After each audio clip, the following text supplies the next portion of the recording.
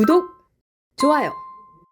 시청자 여러분 안녕하십니까. 목요일의 정치 명중 백지원의 백발백중입니다.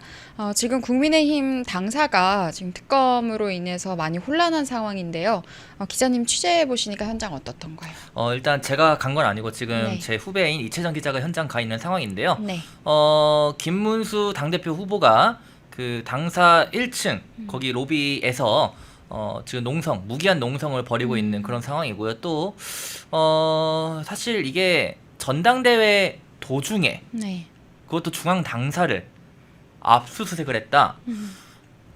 이것 관련해서 뭔가 이게 시기나 타이밍이 네. 굉장히 좀 뭔가 좀 구린 냄새가 나지 않냐 이런 반응도 있고, 실제로 이번에 그 개혁신당 같은 경우에도 전당대회 끝나자마자 이준석 대표가 네. 자택이 압수수색을 당했었죠. 네.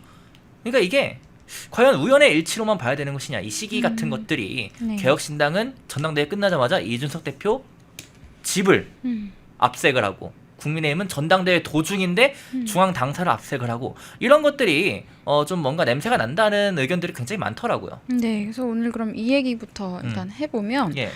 저는 굉장히 교활하다. 확실히 제가 정치 기득권이라고 표현을 합니다. 좌익 기득권에 대해서 제가 이야기를 하자면 예. 이들의 방식이 얼마나 교활한지가 드러났습니다. 지금 충청도에서 전당대회 하느라고 당사가 지금 비어있는 소위 빈집털이를 한 거죠. 빈집털이에요? 예. 네. 뭐 개혁신당 사례도 뭐 빈집털이와 마찬가지의 맥락이 있는 것 같고, 이렇게 하면서도 이들이 가진 여러 가지 어용 언론이나 어용 방송, 어용 매체들을 통해서 마치 아무 문제도 없는 것처럼 하고 넘어가는 게 가장 큰 문제다라고 말씀드리겠고요. 예. 그리고 원래 오늘은 국민의힘 전당대회 이제 합동연설회가 일산에서 예정이 되어 맞아요. 있었습니다. 킨텍스에서. 네, 예. 일산 킨텍스에서 예정이 되어 있었는데 지금 일산 지역, 지금 이제 고양시 지역에 지금 비도 많이 내리고 폭우 때문에 여러 가지 수해 상황들도 발생을 했고, 그리고 국민의힘 당사가 이렇게 계속 위험에 노출이 되는 상황 때문에 지금 당사에서 진행을 하고 있습니다. 그래서 오늘이 이제 마지막 합동 연설회이기도 하고요. 예. 다만 그렇게 이제 우리가 규모가 있는 공간에서 그렇게 해야 사실 조금 더 와닿는 바가 큰데 이렇게 온라인으로 대체하게 된 상황이라서 좀 아쉽다라는 생각도 드는데요. 그렇죠. 네, 어제 전당대회 상황들을 보니까 좀 아수라장이었다. 부산 말씀하시는 거죠? 부산도 그렇고 어제도 또 어제도? 지지자들 간의 몸싸움이 발생했다거나 이런 기사들이 있더라고요. 그래서 논란이 있었던 후보들이 좀 있는 것 같은데 기자님 한번 짚어주시면요. 일단 사실 뭐 크게 말하자면은 분류를 하자면은 이 찬탄파와 반탄파 간에 뭐 정치인들만 그렇게 나뉘는 것이 아니라 이 팬덤마저도 그렇게 나뉜 것이죠. 결국에는 본인들이 지지하는 후보가 어떤 성향을 가지고 있는지. 네. 찬탄파, 반탄파 이 팬덤마저 두 개로 나뉘어가지고 계속 이 현장에서, 특히나 오프라인 현장에서, 물론 저희가 오프라인만 얘기할 게 아니라 온라인에서도 뭐 가끔은 이제 저희 방송 보시는 그 시청자 여러분들도 의견이 나뉘는 경우도 있고, 네. 또 뭐 여러 유튜브 댓글들, 뭐 기사 댓글들 이런 거 볼 때마다 굉장히 좀 갈등이 심하다. 국민의힘 내부 갈등이 굉장히 심하구나. 아직도 현재 진행형이구나라는 것을 알 수 있는 대목이죠. 네. 그리고 지금 조경태 의원 같은 경우에 네. 지금 최고위원 후보인 신동욱 의원이 조경태 의원을 겨냥해서 탈당을 해라라는 입장을 페이스북에 게재를 하기도 했었습니다. 예. 네, 그리고 이야기를 하면서 윤석열 대통령을 향해서 여러 가지 뭐 배신자라고 한다거나, 그리고 김근식 후보 같은 경우에 최고위원 후보인데요. 김근식 후보는 대구 지역에 가서 대구가 뭐 심장병에 걸렸다라는 식의 이상한 발언을 했습니다. 사실 이게 고질적인 영남 비하 발언인데요. 제가 특강에서도 그렇고 항상 강조드리지만 이렇게 당에서 영남 비하하는 사람들이 가장 문제적이다. 결국에는 우리의 뿌리를 훼손하고 우리의 뿌리를 계속해서 오명을 뒤집어 씌우면서 재기능을 하지 못하게 만드는 사람들, 그리고 마치 우리의 존재 자체가 문제인 것처럼 이야기하는 것, 그리고 영남에서 정말 전폭적인 지지를 보내주고 계시기 때문에, 그리고 역사와 함께 우리가 영남을 통해서 지금 보수 우파의 가치가, 특히 자유시장 경제의 가치가 영남 지역을 통해서 통해서 많이 지켜졌어요. 그리고 맞아요. 많이 발전되어 왔고요. 네. 근데 이런 것들을 모두 간과하고 이렇게 비하했던 발언, 그리고 뭐 본인 생각에는 본인이 마치 절대적인 선인 것처럼 착각하는 그런 오만한 태도들도 보시는 분들을 굉장히 불쾌하게 했던 것 같습니다. 그런데 지금 그게 바뀌지가 않았고 계속 뭐 가령 첫날에 이제 그렇게 전한길 선생님을 겨냥을 한다거나 이렇게 해서 일부러 저는 그 갈등 상황을 만든 것 같아요. 일부러 전한길 선생님을 이렇게 쿡 찔러가지고 도발한 건가요? 네, 도발을 해서 이렇게 갈등 상황을 만들어서 저는 지금 김근식 의원이나 이런 분들의 김근식 후보나 이런 분들의 태도를 보고 느낀 것은 전한길 선생님을 좀 제물 삼아서 본인들이 영웅 행세를 하고자 하는 것인가라는 생각이 들었습니다. 그리고 소위 친한계와 가깝다고 구분되는 몇몇 언론이 있지 않습니까? 뭐 채널A라거나 뭐 이렇게 우리가 이야기를 하는데요. 그런 언론들 같은 경우에도 전한길 선생님을 굉장히 제물 삼아서 이용을 하면서 인지도가 정말 낮아요. 김근식이 누군지 모르는 국민들이 훨씬 많고 조경태 의원이 뭐 부산에서는 육선을 하셨긴 합니다만은 그럼에도 불구하고 모르시는 분들 굉장히 많거든요. 그거는 본인 스스로 진단을 해봐야 되는 거예요. 네, 그런데 전한길 선생님은 정치 쪽에 메시지를 내시기 전부터 사실 많은 국민들이 다 알고 있었습니다. 그렇죠. 그러니까 이제 전한길 선생님을 계속 제물 삼아 이용해서 이 사람들을 띄우게 하는 그런 언론 작업, 언론 플레이들이 좀 많이 보이더라고요. 근데 그렇게 한다고 최고위에 입성할 수 있을 것 같진 않다. 그리고 대단히 무례했다라는 생각이 들었습니다. 특히 뭐 심장병 발언 같은 거는 너무나 모욕적이었고 그래서 이제 현장에서도 당원들께서 굉장히 분노를 표현을 하셨었는데 그저께인가요? 부산에서 이제 조경태 의원이 연설을 할 때 좀 몸을 부르르 떠시면서 좀 다소 이해할 수 없는 그런 행동들을 하시면서 이렇게 몸까지 떠시면서 발언을 하시니까 끝나자마자 이제 현장에 있던 당원들이 욕을 하시고 굉장히 야유와 비난을 퍼부으셨던 그런 장면들도 노출이 됐었는데 그것조차도 일부 어용 언론 같은 경우에는 또다시 전한길 선생님을 제물 삼아서 이 사람들이 영웅인 것처럼 띄우는 용도로 활용을 하더군요. 그래서 저는 그런 것들이 굉장히 불쾌했다. 그리고 지금 연설에서 압도적으로 많은 당원들의 지지나 사랑을 받고 있는 후보는 장동혁 후보, 당대표 후보 중에 장동혁 후보가 연설을 통해서 가장 좀 많이 이제 당원들께 다가갔던 것 같고요. 그리고 최고위원 중에서는 지금 김민수 후보, 그렇죠. 그리고 신동욱 후보, 신동욱 의원 이 두 분이 가장 지금 호응이 좋은 것 같습니다. 근데 사실은 연설이라는 게요, 여러분 누가 써준 거 읽는 분들이 있고요, 그냥 본인이 그 자리에서 하시는 분들이 있는데 맞아요. 정치인은 누가 써준 거 읽는 걸 하는 역할이 아닙니다. 아나운서가 아니거든요. 정치인이 해야 하는 것은 본인의 생각을 언제든지, 생각과 주장을 언제든지 당당하게 자신에게 얘기할 수 있어야 되는데 그런 걸 할 수 있는 모습을 보여줬던 후보는 방금 말씀드린 3명이 아닌가라는 생각이 들었고요. 물론 김문수 후보도 우리가 대선 후보기도 했고 오랫동안 뭐 지지하시는 분들도 많기는 하지만 확실히 연설이나 이런 부분에서는 좀 임팩트가 없다거나 그런 인상이 좀 남았던 것 같습니다. 아무래도 나이가 좀 있으니까. 네, 예. 그것도 그렇지만 조금 뭔가 와닿는 메시지가 없거나 또는 대선쯤에 머물러 있다라는 평들이 있었던 것 같고요. 근데 앞으로 토론회가 또 있지 않습니까? 다음 주부터, 이번 주말부터, 그리고 다음 주에 이제 토론회가 있는데 토론회를 통해서 좀 더 판단할 것들이 많아지지 않을까라는 생각을 합니다. 네, 뭐 최우성 얘기가 나오고 있는데 이분이 청년 최고위원 후보로 나왔죠 이번에. 예, 근데 무슨 말을 했는지 모르겠는데 뭐 반응이 좀 안 좋은 것 같아요. 근데 네.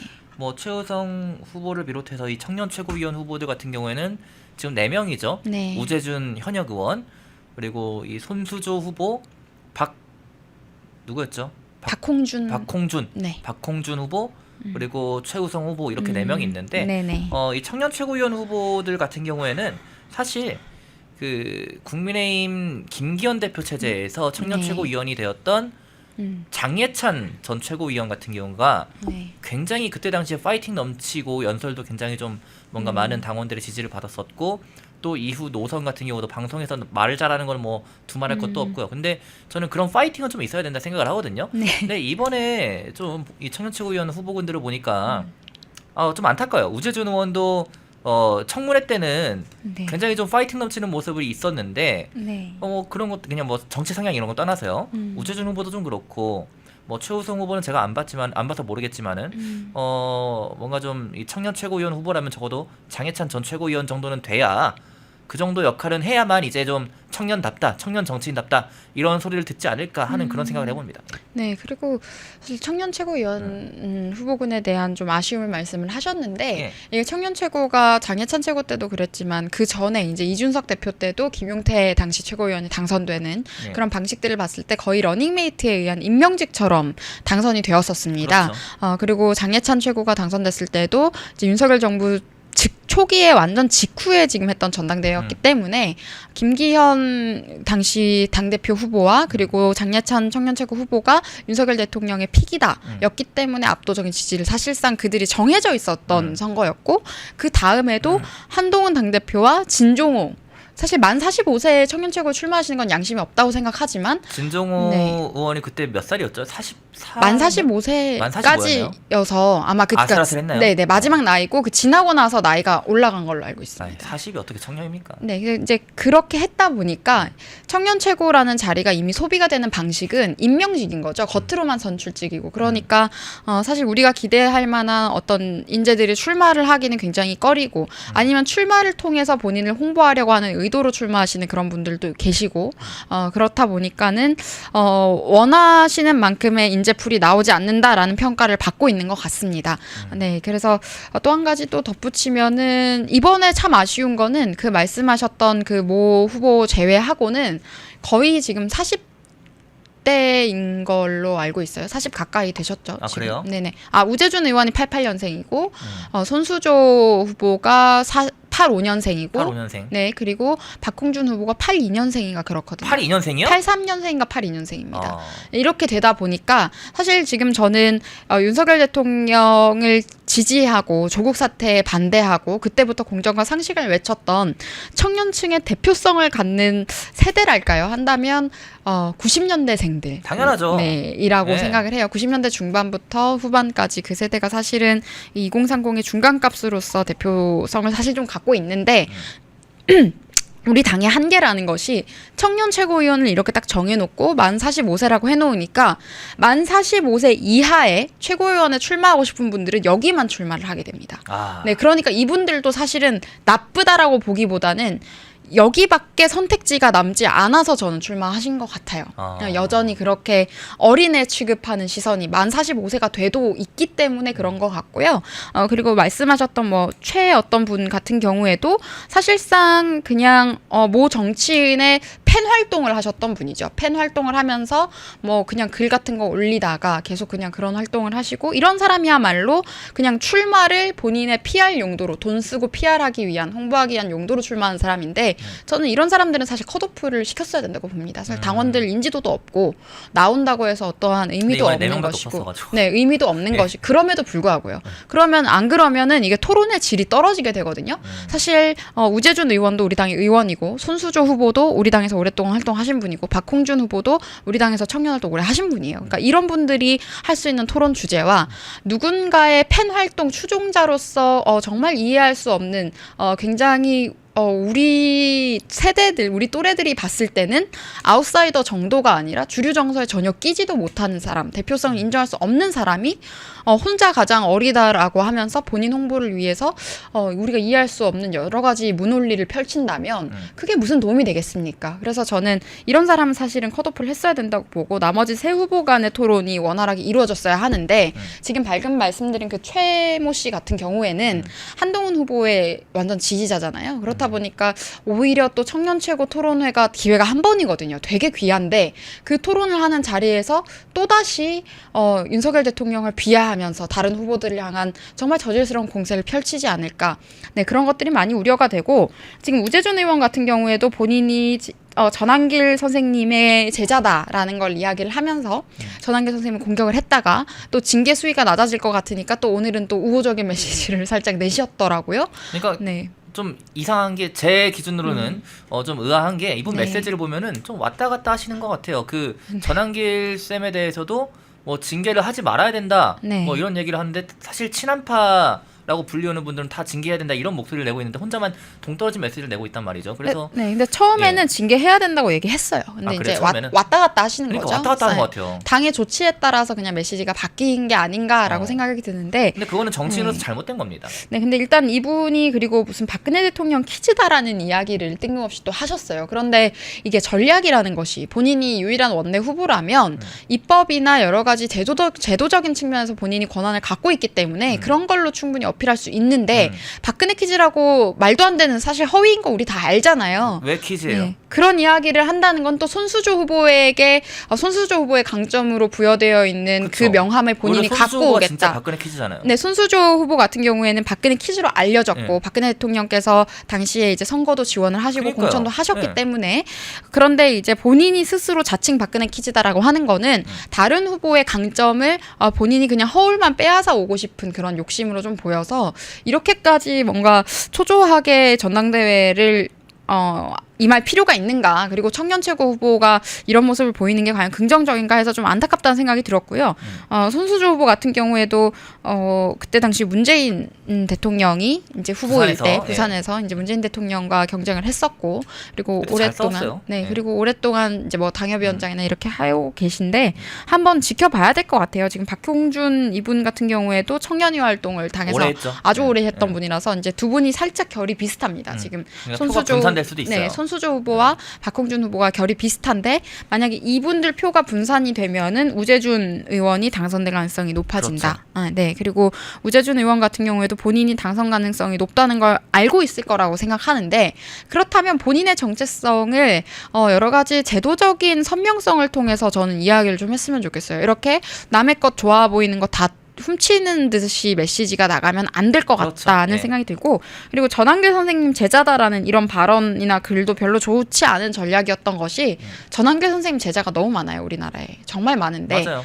누가 그 사람 보고 전한길 선생님 제자 대표하라고 한 거 아니잖아요. 없죠. 네, 본인이 대표할 수도 없고요. 네, 그렇기 때문에 좀 불쾌해하는 여론들이 일반적인 청년들 사이에선 좀 있었기 때문에요. 이런 것들을 앞으로 조심해야겠다.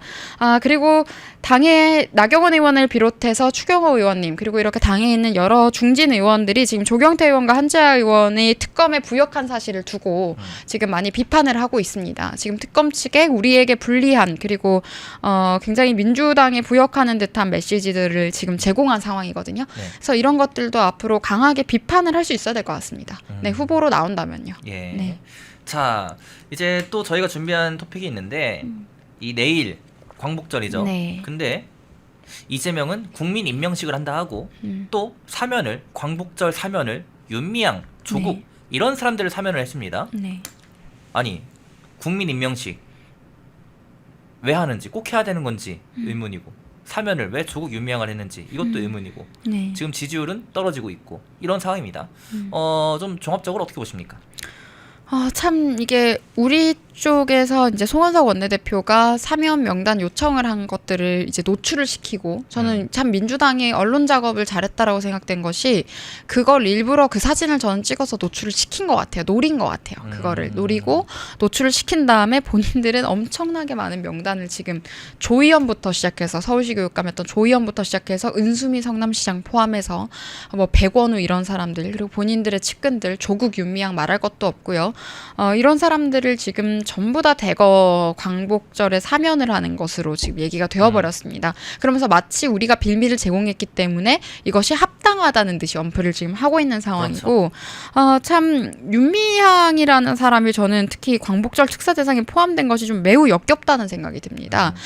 일본군의 이제 위안부로 갔었던 그 피해자들에 대해서, 피해자들을 위해서 있었던 그 후원금을 횡령을 한 혐의로 최종 징역을 받은 사람이고, 어쨌든 집행유예라고는 하더라도 징역을 받았던 사람인데, 이런 사람을 그것도 광복절에 사면을 하는 것은 그 할머님들에 대한 모욕이죠. 굉장한 모욕인 것이고, 뭐 항상 뭐 2차 가해 이런 이야기 하는데 2차 가해, 3차 가해를 넘어서서 이거는 그냥 사실상 할머니들 가슴에 칼 꽂는 짓을 한 것이다.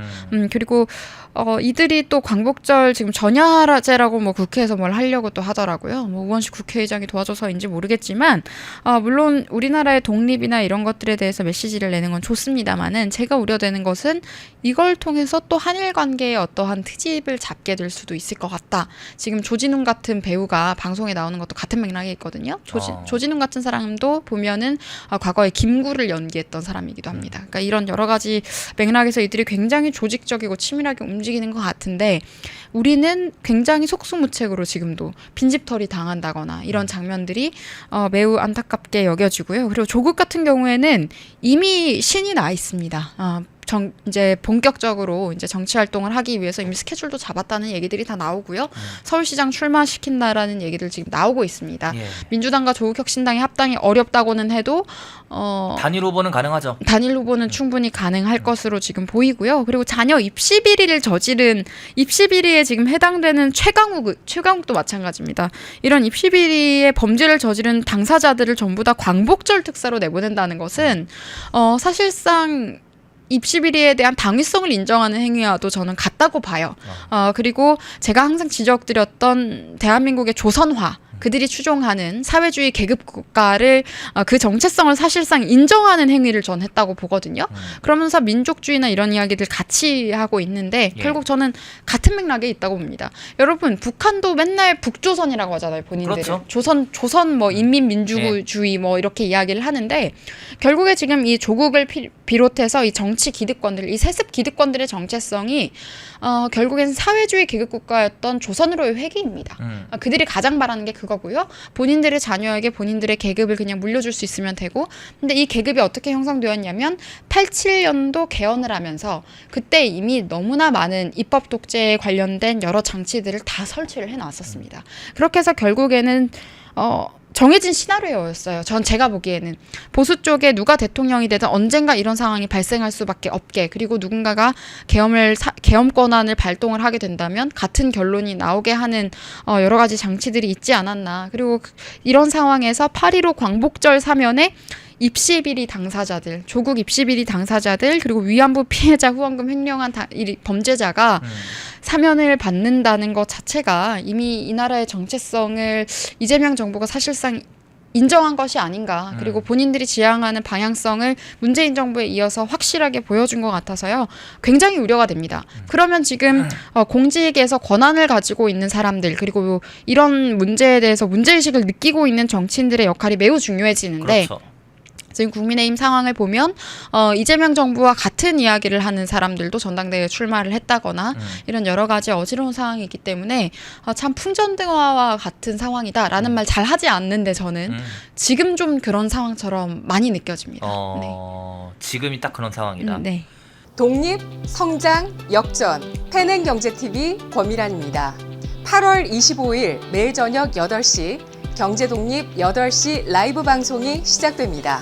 대형주 블루칩 발굴 전문가 이정호 멘토, 테마 선점 전문가 이주호 멘토, 글로벌 자산 배분 투자 전문가 문서진 멘토, 삼박자 매매 월드바겐헌트 송동현 멘토, 실전 초고수들과 함께 만들겠습니다. 여러분의 투자 라이프를 180도 바꿔줄 경제 라이브, 경제독립 8시, 매일 밤 8시에 뵙겠습니다. 펜앤마이크와 광동이 함께 준비한 초저분자 콜라겐으로 피부 속까지 촘촘하게 관리하세요. 하루 두 알로 피부 보습, 탄력 개선, 체내 흡수에 용이한 저분자 PC 콜라겐, 부원료 또한 탄탄하게. 펜앤마이크 TV 단독 할인 1개월분 한 박스에 13,000원, 3개월분 3박스에 30,000원. 펜앤마이크 구독자 전용 댓글 상단 할인 링크에서 구매 가능합니다. 전화 문의는 1661-6915, 전화 문의는 1661-6915. 펜앤마이크와 광동이 함께 준비한 머리부터 발끝까지 모든 순간 풍성하게 광동 효모 비오틴, 하루 한 번으로 가득 채우는 에너지 600mg 맥주 효모 함유, 목 넘김 좋은 알약 타입. 펜앤마이크 TV 단독 할인 1개월분 한 박스에 15,000원, 3개월분 3박스에 35,000원. 펜앤마이크 구독자 전용 댓글 상단 할인 링크에서 구매 가능합니다. 전화 문의는 1661-6915, 전화 문의는 1661-6915. 펜앤마이크에서 추천하는 영상도 보고 가세요. 다른 영상도 즐기시려면 구독 버튼을 꼭 눌러주세요.